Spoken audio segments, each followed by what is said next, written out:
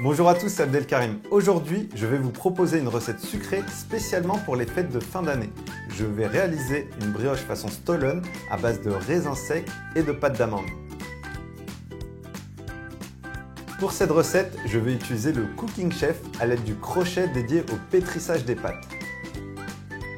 J'aurai donc besoin de lait, d'un œuf, de farine, de sel, de sucre, de levure, de beurre, d'une orange, de raisins secs et de pâte d'amande. Je commence tout d'abord par verser le lait et l'œuf dans la cuve du batteur. J'ajoute ensuite la farine, puis le sel et le sucre d'un côté de la cuve et la levure de l'autre côté afin de ne pas être en contact ni avec le sel ni avec le sucre. J'actionne alors le pétrissage pendant 2 minutes sur vitesse minimum afin de mélanger les ingrédients entre eux.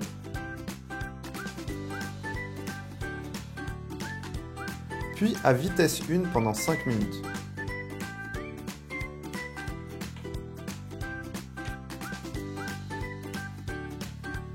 J'ajoute le beurre à température ambiante et je pétris encore 5 minutes sur vitesse 1.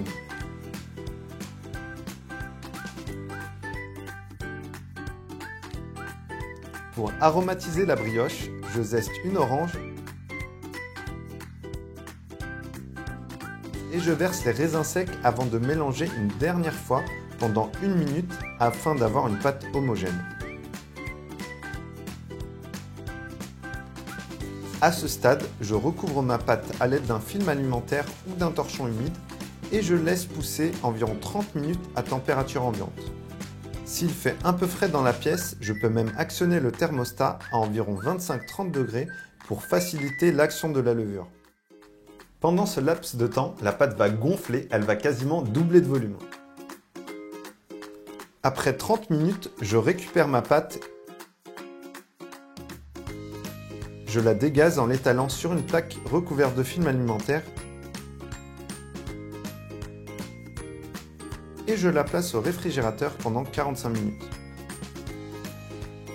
Pendant ce temps-là, je prends ma pâte d'amande et je la façonne en forme de boudin. Une fois la brioche refroidie, je badigeonne la surface légèrement avec de l'eau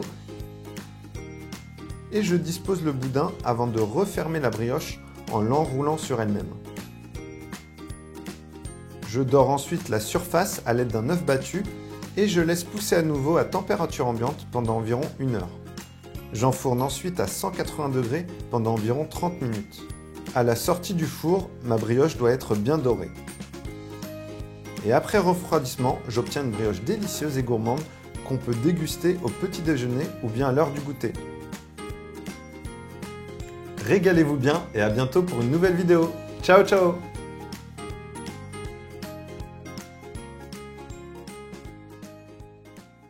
Kenwood.